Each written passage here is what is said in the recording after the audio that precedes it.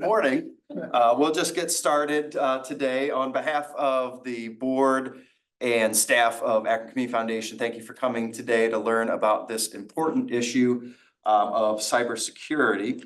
As I mentioned, we are recording this session, so we'll have that available to you. We'll send that link out to you, and any questions that you have, you can send that in that email back to me, and we'll make sure that Matthew and Brandon have a chance to answer those questions.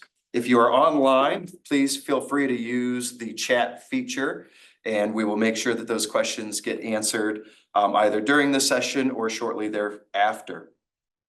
The reason why we even are having this session, Brandon, who is a recent graduate of our Institute for Emerging Philanthropists, reached out to us and he said, you know, I've noticed that in this nonprofit e-newsletter that you guys send out, you've been sending a lot of things about cybersecurity.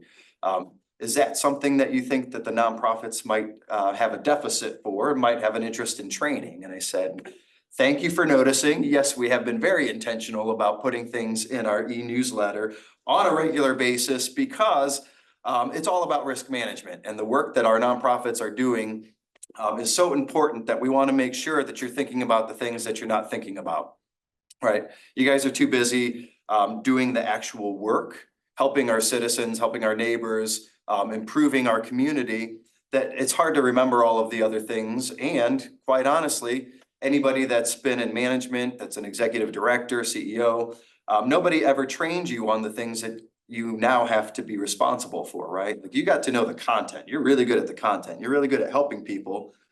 Nobody ever teaches you the HR stuff or the cybersecurity stuff. It's all the other duties as assigned that gets attached to it.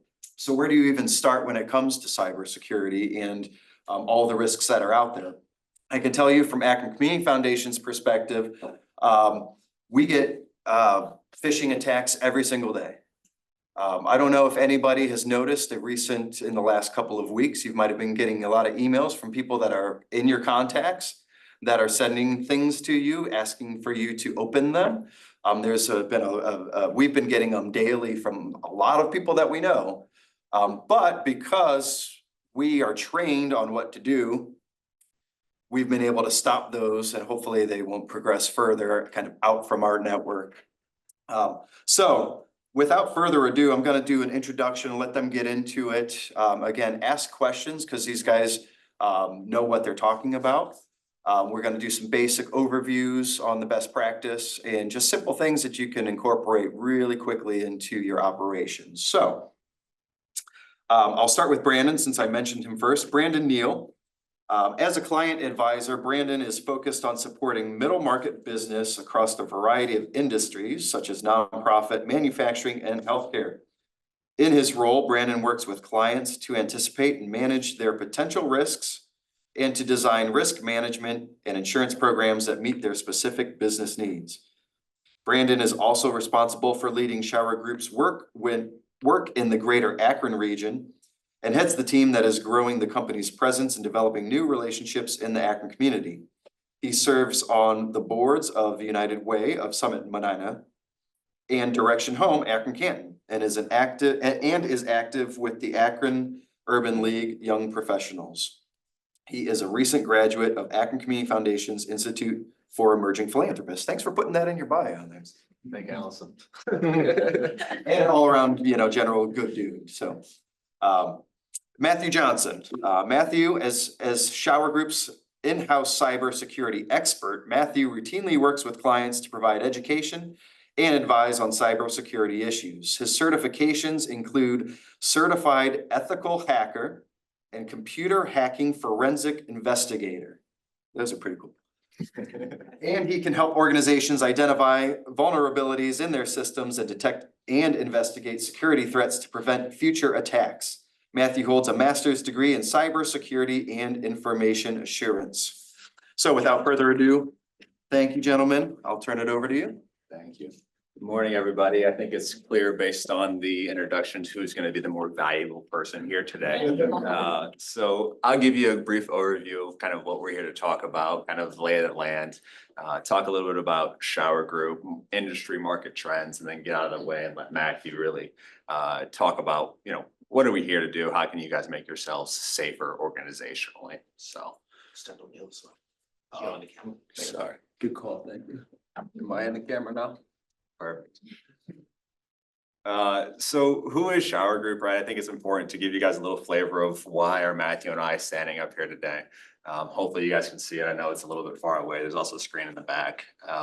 So at our core, we're a fourth generation family owned risk management and advisory firm, right? So, we try to be true advisors to our clients, actually, doing things like this, right? And educating them on the risks that exist in their operations and not just providing an insurance policy and going away. And so, what you see here on the bottom side of the screen, on the left is our core values and on the right is our mission statement, right? And so every day we wake up and we try to help people, companies and communities thrive, doing things like this, right? And we can do that by executing on those core values, right? So integrity, oftentimes I think, you all probably have a story in your mind of a negative experience you had with insurance.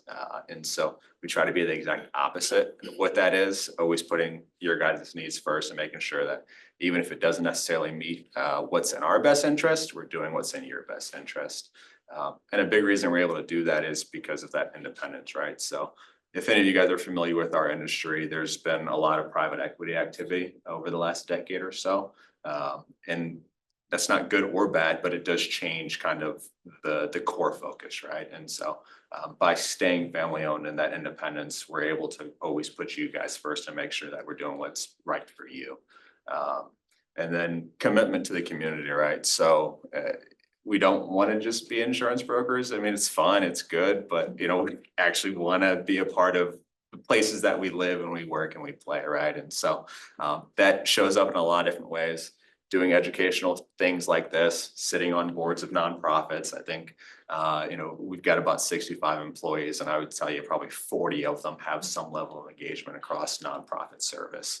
And then advancement. So, a big reason why there's so many negative stories about insurance is because there's a really low bar to entry, right? So to get into our industry, you just have to take a week-long class and then get a 70 on a test. So there's a lot of people out there that are doing the best that they can. They just haven't been educated appropriately on how to truly help you guys. And so at Schauer Group, we have a focus on education, and everyone has to go out and get advanced designations in their field, right?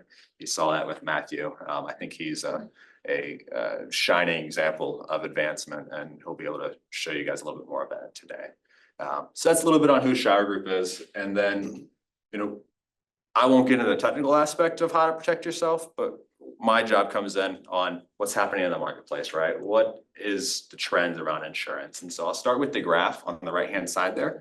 The black is, so this graph is showing you claims data growth since 2012 up through 2023. The black line is all industry median. So it's raised at its peak about 850%.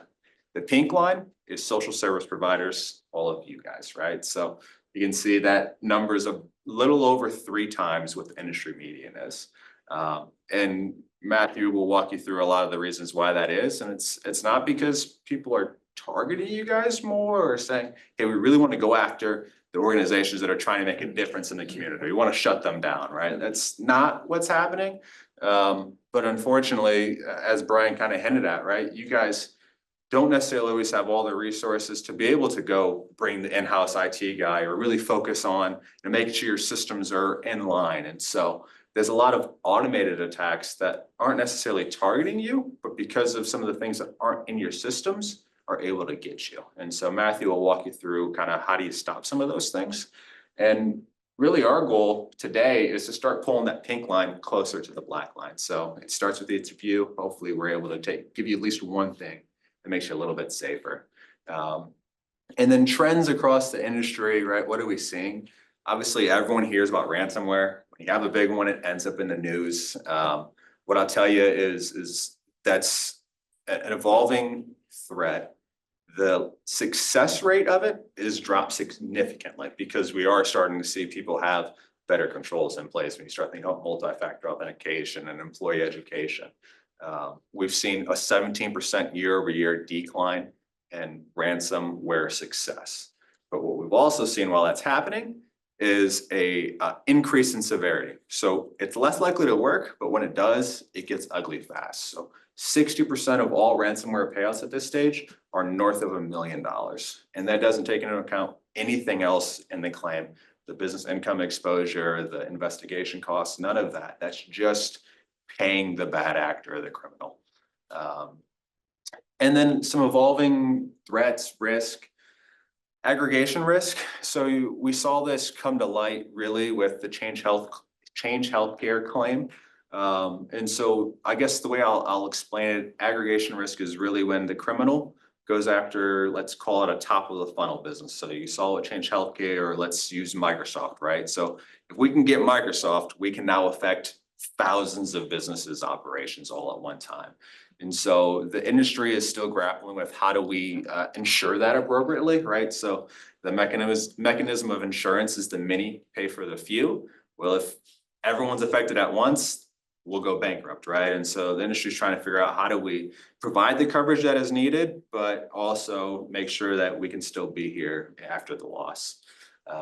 Generative AI, I know that's another hot topic, right? Everyone's, okay, how do we use AI in our systems? Is AI going to replace people? Is it a supplement to people? What I'll tell you from our perspective is it's not a silver bullet, right? It can be valuable in ways, but it doesn't just magically make your operation run perfectly. It's valuable on the bad actor side. One of the places where you'll see AI most effective is in phishing emails. So, phishing emails started off as this prince from the Middle East, send me money and I'll send you 100 times more back, right? Now, through ChatGPT and things of that nature, you can just plug in a prompt, even if you don't speak English, and still get a really well-written, thought-out phishing email. So it's where employee training becomes incredibly important again, right? How do we teach our employees to spot the red flags as there's fewer and fewer of them? The nice thing is about generative AI, it's also just as valuable on the defensive side, right? So there's what's called endpoint detection software. And so it's monitoring each individual computer and phone, and they use AI and those technologies to monitor each device for abnormal activity. And if there is abnormal activity, you have the ability to shut that device down before it starts to permeate through your system. So AI's here, it's being used on both sides, but it's not just a silver bullet in and of itself. And then from a cyber crime business Good. Listening to a webinar on cyber. We can hear you, Jen.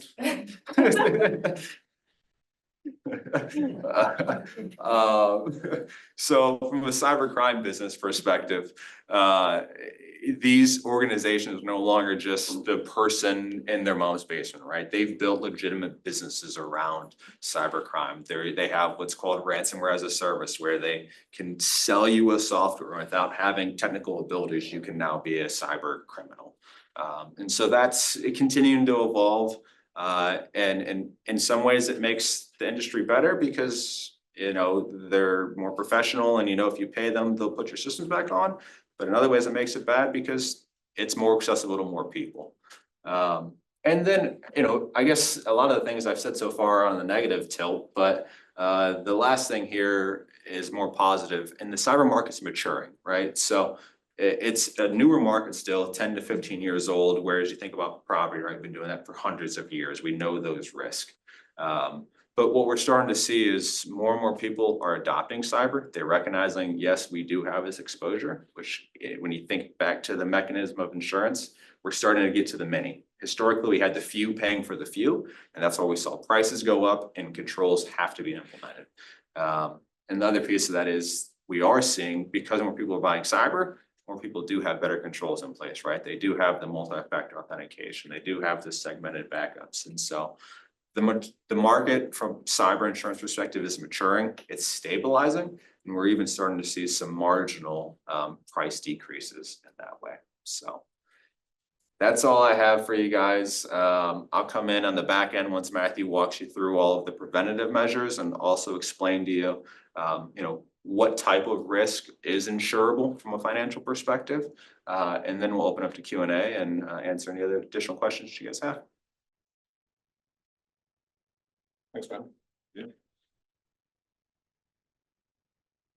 So I love talking about cybersecurity. I've been interested in this ever since I was a kid, watching those like cheesy hacking movies on Hollywood puts out, which are nothing like actual cybersecurity in real life, but I still love them anyway. But I know lots of people aren't as interested in cybersecurity. It's sort of a sort of dry subject. So I always try and make these kind of conversations as accessible as possible. So I know everyone's in different places in sort of the maturity of their cybersecurity program. So I'll try and keep everything, define the terms I use as we go through stuff, and it's all at a relatively sort of even base level. Again, if you have any questions, feel free to throw them in the chat if you're online, or ask them at the end, and we can definitely go through that stuff. So there are many, obviously cybersecurity is a vast field, especially when you're looking at it from the idea of protecting a company. And there's lots of different models out there for building out the best best sort of program for doing so. NIST being one of the most common ones, which is the one that the US government released.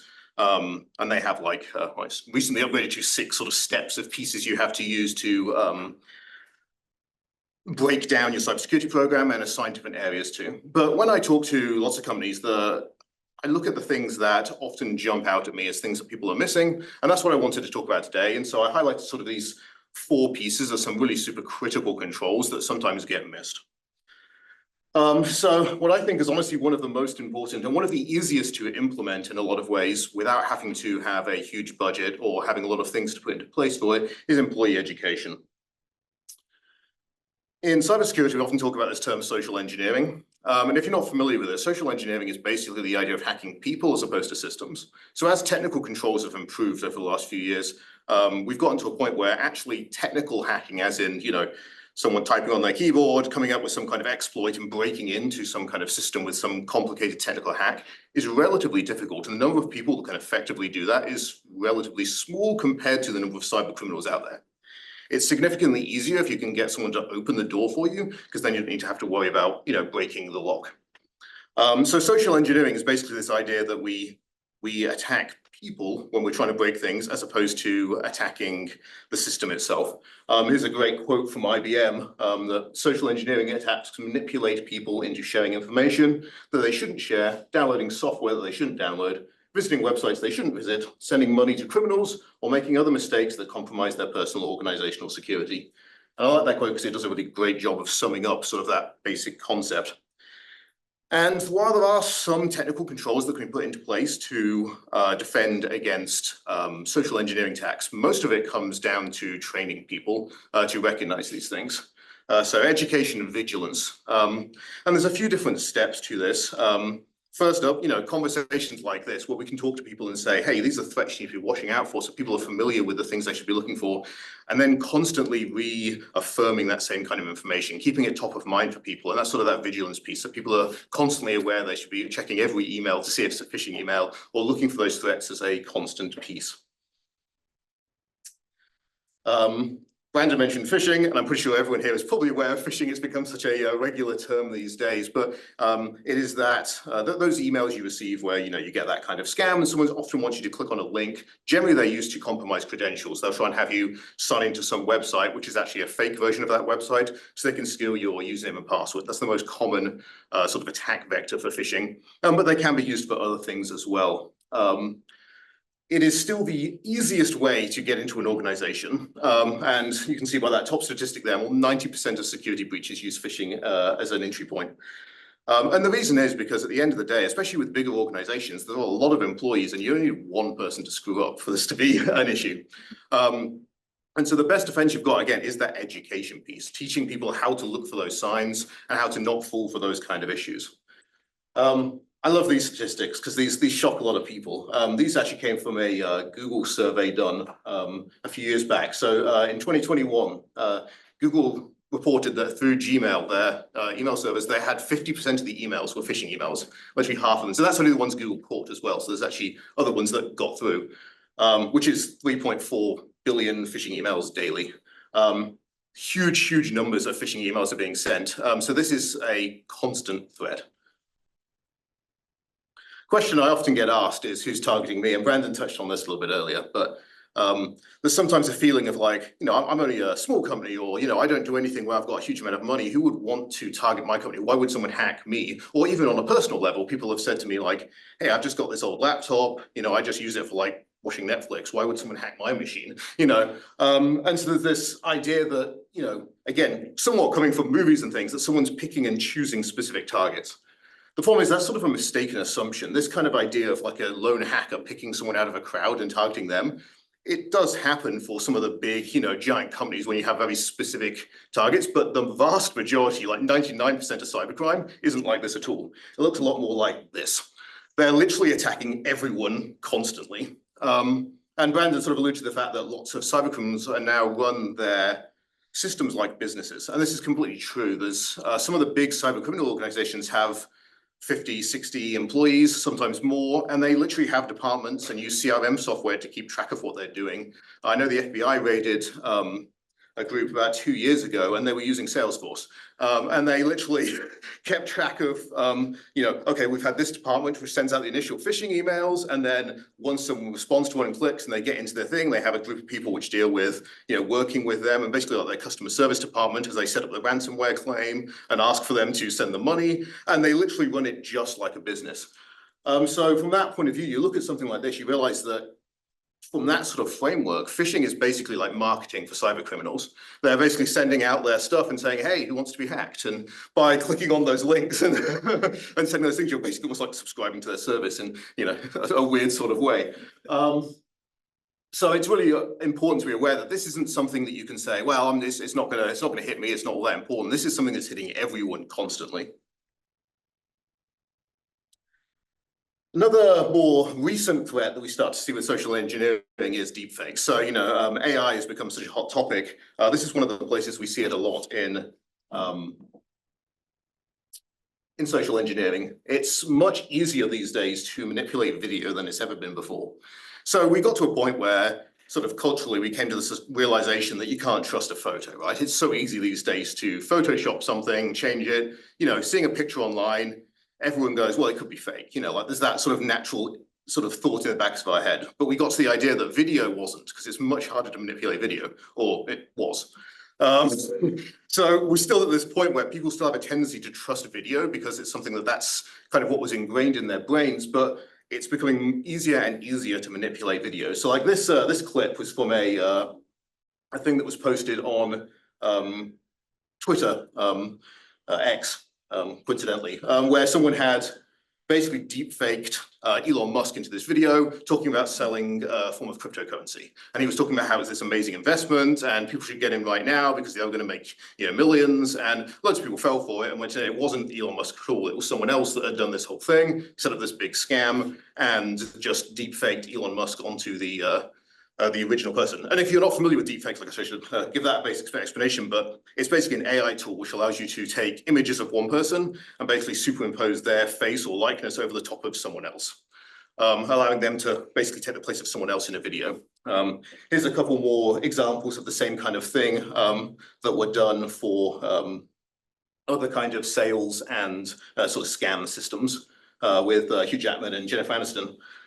And these are quite common these days. You see lots of them out there doing these kind of things. And we're even seeing more of this stuff done real time. I remember reading about, I think it was February this year, there was a company in Hong Kong who, actually I think they were UK based, but they had employees in Hong Kong. And the employee in Hong Kong was one of their accountants, and he got invited to a Zoom call with most of the members of the board. And he jumps on this call, and there was like 5 or 6 people which he had met in person and recognized, and he had this conversation with them, and they said there was this urgent thing and he needed to wire $25 million to this other company. It was all fake. Every single one of those people was deep faked, and he said he never even thought about it because it was a live meeting and he recognized them all. It's like it never occurred to him that this may not be real. And we don't see many of those yet, but they're getting more and more common. That kind of attack still requires a level of sophistication, which you don't see on the average attack, but it's starting to become easier and easier. Basic deepfakes can be done on an iPhone. This isn't something that requires huge amounts of advanced technology. Secondly, I wanted to talk a little bit about authentication. Again, one of the, I mentioned that phishing was, 90% of breaches started with a phishing attack. Authentication is another piece which is really, really common for those attacks to happen. Like if people can use those phishing emails to compromise a set of credentials, they then have a pass through the door as such. If they have someone's login and they can get in that way. And there's a bunch of things we can do to protect authentication systems or make them better. One of the primary ones, though, is multi-factor authentication. If you're not familiar with this term, or if you're only vaguely familiar, the idea of multi-factor authentication is to use multiple different ways of authenticating something. Authentication being, giving the system a way to identify you as you and not someone else. So the one that everyone knows and hates is passwords. As cybersecurity people, we all know passwords suck. No one likes passwords. They're awful all around, but unfortunately they're easy to implement and they've been the standard for so long. They're still everywhere and they're not going away anytime soon. Though more and more places are starting to shift to places which can use systems other than passwords as the default. But the problem with passwords is that humans aren't particularly good with passwords at the end of the day. We're not built to remember big, long strings of complex data, and we need them to be relatively complex these days to be secure. But there are other things in that something sort of category, which comes down to things like security questions, which also are not recommended these days. NIST, in fact, says they don't count as an authentication method at all anymore, basically because it's really easy to find out someone's mother's maiden name or what kind of pet they had. It's just, with social media, that's not a difficult thing to do at all. And then, obviously, a PIN is another form of password, basically. In the middle there, we have something you have. So this is where we move into sort of less traditional methods of authentication, or maybe more traditional if you go back far enough and you think about it from a non-digital point of view. But that's physically having something which allows you to authenticate. So again, if you're going back far enough, you can think about, even just now, you can think about something like a key. A key authenticates you to a door in a certain way, right? Having the key is what gains you access. You can do the same thing with digital systems. There's anything that you can have and you can say this is specifically mine, which can be linked to a computer, can be used as an authentication device so that you have to have that one specific object. This can be done with specific things like smart cards, but it can also be done with things like a phone. If any of you have used those two-factor systems where you have an app like Google Authenticator or something like that on your phone where you have to type in those numbers, that's exactly what it's doing. You've linked that specific device to their system, and therefore by putting that number in, you have said, well, at least I have my phone and this is the way I'm authenticating as me.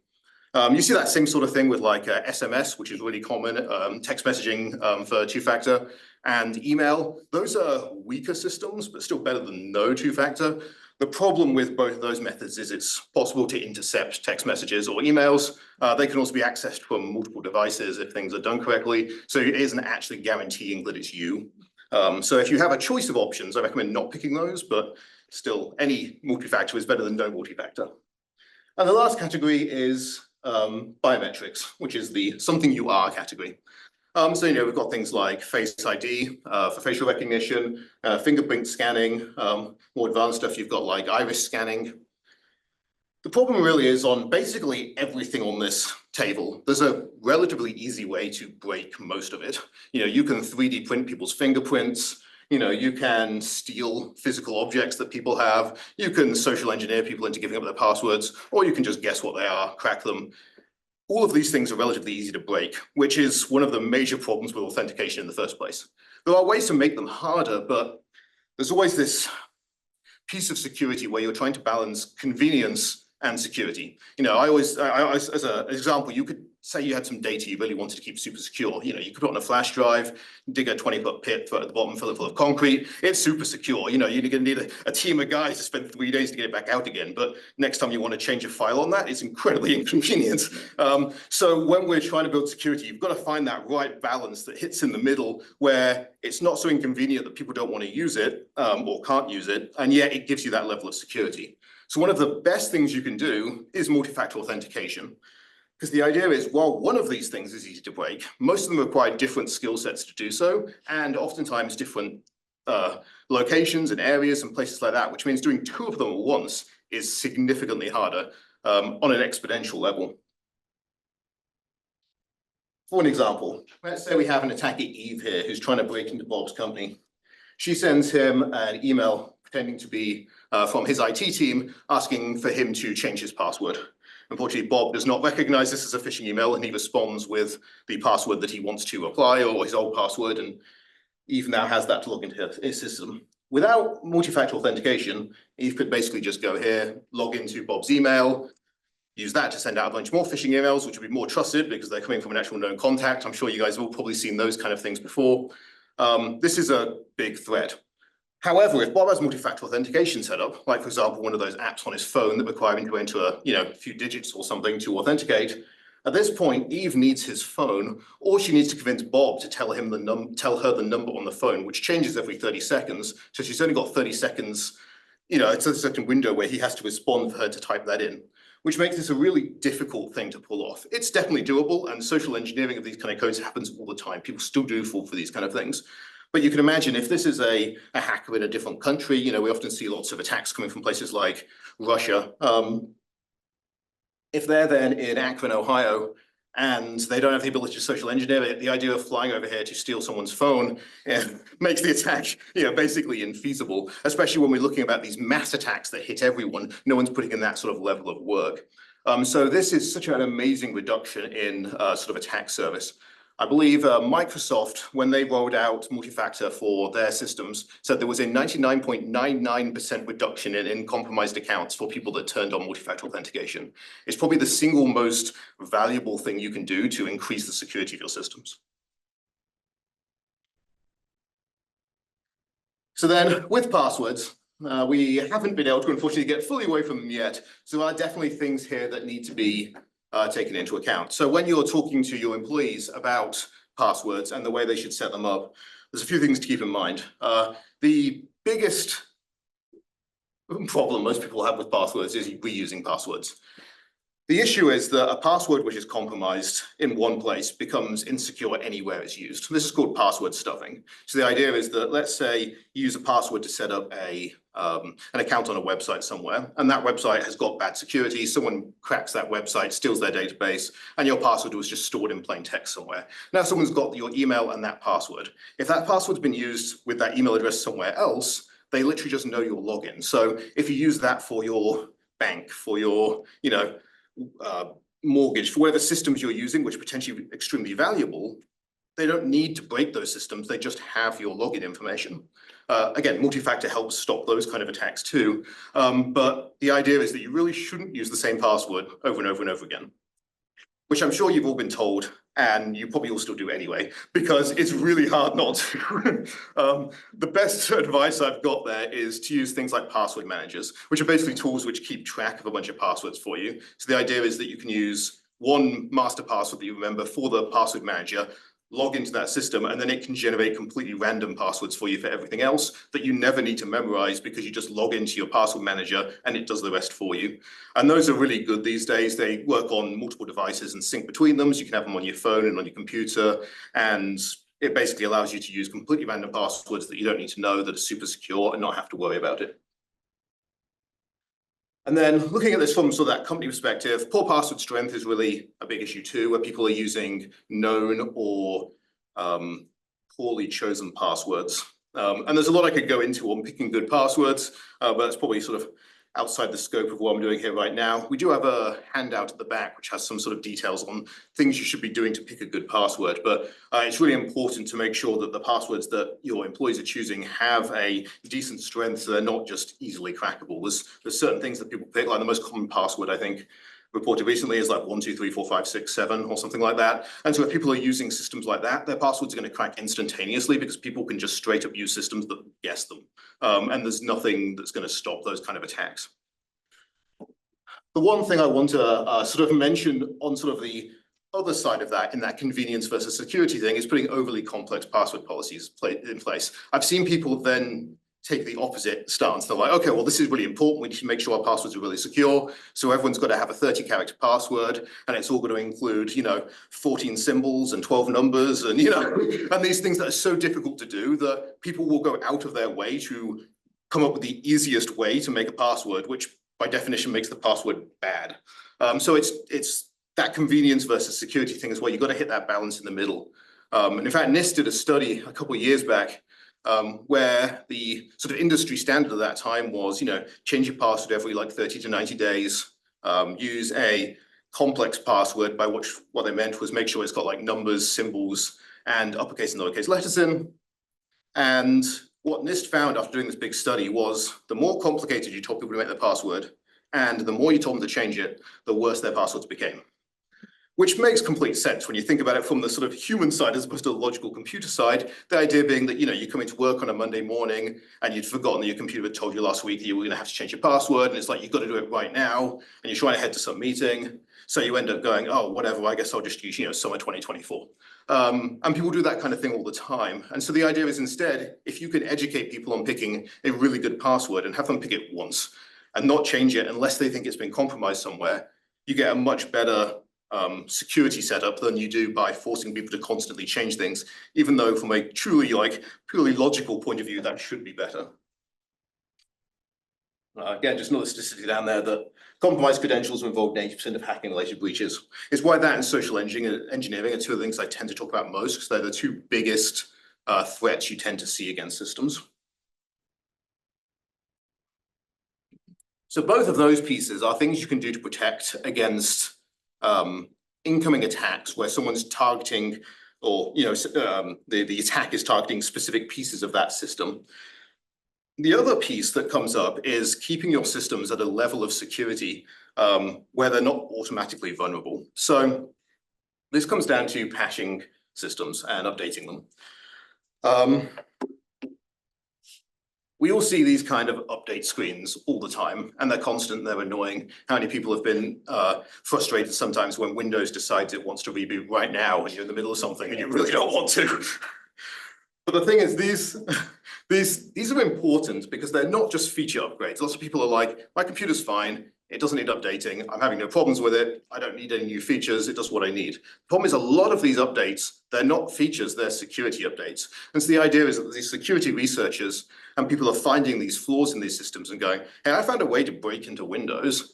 And responsible disclosure is the idea that instead of that security researcher just announcing that to the world and letting anyone they want use that to break into Windows, they notify Microsoft beforehand.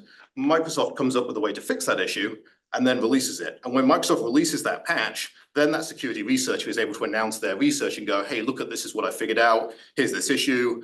It's patched. You should patch your systems, which allows the security researcher basically to get paid and increase their sort of notoriety in the community so they can sort of capitalize on that as they advance their own career. So this, for example, is a list of what they call the CVEs, which is the common vulnerabilities and exposures. This is a system that's run for keeping track internationally of issues with different pieces of software. So this is just Windows this year. So you can see there's been 1 critical and 216 high security issues already found this year in Windows, and this is just Windows 11. Critical issues are ones that are considered so important that there is a way normally to break in and run code without any form of authentication or any kind of necessary system, basically something that can be run very easily by someone that doesn't even really know what they're doing. High issues normally require some more level of access, but they'll allow someone to do something like potentially promote a regular user's account to some kind of administrator account and get a huge amount of access they're not supposed to have. So these things are being found all the time and released. So those kind of security patches and updates that come out, they're fixing those problems. So if you have a system that hasn't been patched in several months, several years, you're basically vulnerable to all these different known attacks, and you're just anyone that could be targeting your systems could just use one of these attacks to break into those systems. So having these updates done is really important. And as a company, having a sort of a patching policy and a system in place to make sure that everything is patched is a really important piece. Same thing goes for systems which are what they call end of life. This conversation comes up a lot whenever Microsoft retires a version of Windows. That's the time I hear it the most, when people are like, I don't like the new version of Windows, which is often very relatable. I often don't like the latest version of Windows when it comes out. But the problem is when they stop supporting one of these, you're no longer getting any of those updates. Microsoft isn't releasing anyone. No one's fixing those issues, but they're still being found. So you can see here, like Windows 7 went end of life in January 2020. Windows 10 goes end of life in 2025 in October. So if you're using Windows 7 and you haven't updated that, there have been no security updates released for Windows 7 in 4 years. And that means you've got 4 years of potential security flaws that have been found that no one has fixed, that are just there. It's sort of anecdotal, it's not particularly scientific thing, but I saw a recent video where a YouTuber loaded up a brand new copy of Windows XP on a system and put it online. And in 10 minutes, there was 8 viruses on the machine just for connecting to the internet. Because again, there's so many security flaws that are known in Windows XP that have just never been fixed. So it's really important to move away from those end-of-life systems and work on moving to something that's still supported, which I know can sometimes be hard, especially places like nonprofits where potentially you're working on recycled machinery that's got from somewhere else. It can be difficult to find those systems. But it's, from a security perspective, it's really important to move beyond those end-of-life systems, because otherwise you're just basically sitting there with known attacks. And at that point, it doesn't matter how good you build up your education program or how good your passwords are, if there's just a security flaw where someone can send a specially crafted message to your system and just take control. And yeah, nothing is set and forget for that exact reason, because these flaws are constantly being found. You could have a company come in that's like a cybersecurity firm and say, okay, we've made everything up to date and the best possible security we can do at your level, you're doing great. That isn't, you can't then just go, okay, well, this is great, I'll look back at it in a couple of years. That stuff has to be constantly maintained because of these constantly emerging threats. And then the last piece I wanted to mention is data backups. Brandon talked briefly about ransomware at the beginning. It's often the easiest way to monetize an attack. These days, the cost of personal data has dropped so much because there have been so many breaches. It's actually not all that valuable to find a bunch of social security numbers or financial information. It still has value to the criminals, but oftentimes, you can sell that stuff for, less than $1 oftentimes on like the deep web and things. It's not a hugely valuable piece of information. However, the people who it is valuable to is the people who owned it in the first place. So if you can encrypt people's systems, basically lock them out of all of their computer systems, you can basically force them to pay you, blackmail them into paying you, and get money from them that way without having to worry about how do you sell some random personal data you found from a specific company. And this is often the easiest way to monetize an attack. And as Brandon said, this is down as more and more places started putting better systems in place to protect this. But the number one benefit, or the number one defense against ransomware is good backups. So if you have backed up data on systems that can't be encrypted, then you can get to a place where even if you get hit with a ransomware attack, you can recover to where you were before that attack and not have to pay them anything. So with backups, there's a couple things which are important. Well, 3 things. The 3-2-1 method is commonly referred to for backups. And the first one is 3 copies of the data. So that includes the original copy of the data. So you can imagine if you've got a bunch of personnel files from like HR or something, that's 1 copy. You want to have 2 more copies of that when you back it up. So a common thing to do would be something like put it on a backup system which copies it out to a file server, and then maybe put it to a cloud server as well. So you've got 3 places that data is on 2 different storage mediums. So again, you don't want to put everything in the same place, and you don't want everything online. So that last one, offsite and offline, this is really important to protect against exactly those kind of attacks, especially cyber attacks. Offline meaning something that's not connected to the internet in some way, or it's at least immutable where it can't be changed. Offsite means getting it physically away from your premise. So if you have, for example, a very simplistic version of doing this would be to back up to, say, like an external hard drive. Generally wouldn't recommend that as like a business idea. There's generally better options, but maybe 1 copy of your data you put on an external hard drive, and then the other one you send out to some cloud system. That cloud system becomes the off-site data. Therefore, if a fire burns the building to the ground, your data isn't burnt down with it, or your backup's gone at the same time. So having that off-site piece is really important. And the offline thing is making sure that data is what they call immutable. which is in a state where it can't be deleted or changed. Because if your backups are all online and accessible, like let's say you're just using Google Drive as your backup, cloud system. If you've got that connected to your computer and your computer gets hit with ransomware, the attacker can just encrypt your Google Drive at the same time, and all your backups are encrypted as well. You have no real benefit there. So you need to make sure that system is not changeable by an attacker. And again, the sort of traditional way of doing that was to literally use physical media that you could take away and have, okay, here's all my data on this drive or on this tape that isn't connected to anything anymore. These days, it's really common to use immutable storage in stuff like cloud providers like Amazon or Azure, and you can have they have storage areas set up where you can send files to them, and no one, including you, can delete them or change them for a set period of time, which gives you that same sort of defense. But this is really important to have in place, and something that's amazingly important to protect against those kind of attacks. And I'll throw it back over to Brandon. Awesome. Thank you, Matthew. So obviously, right, that was the core of the message. How can we be protecting ourselves? We're a little bit behind schedule, so I'm going to very quickly run you guys through some of the cyber insurance policies that are available. I'm going to fly through it, that way we can get to any questions you guys have as well. So broke it up into 3 categories. Ultimately, everything Matthew walked you through is to try to avoid ever needing a cyber policy, right? We 100% believe prevention is always better than protection, right? Because if you have a policy, all it's doing is trying to get you back to being whole. If you can stop the loss from the beginning, that's way more valuable, right? But if we do have a loss, one of the things that I think is oftentimes not thought about and is really valuable is the incident response team that comes along with the cyber insurance policy. Excuse me. I guess I would ask it to you guys on a question, right? Do you have an attorney on staff that is well versed in cyber breaches? Do you have a PR firm that you'd go work with if you had a breach? Do you have forensic accountants to figure out what was taken? All of those services and expertise come along with cyber policy. Each of the insurance companies employ or have third-party vendors that they use for that. So as much as you're getting the financial protection, you're getting the expertise and the team to help you through that hard time. If your data was taken, right, there's costs to actually restoring that, recovering it, and again, figuring out what was taken. So that's built into the cyber policy.